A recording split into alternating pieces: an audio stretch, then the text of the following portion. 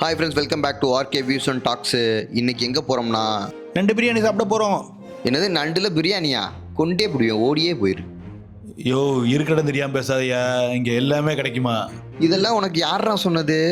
நம்மளை உள்ள அனுப்பிச்சுட்ட புளிச்சுட்டக்காரன்னே அவர் தான் சொன்னார். அவரையும் விட்டு வைக்கலையா?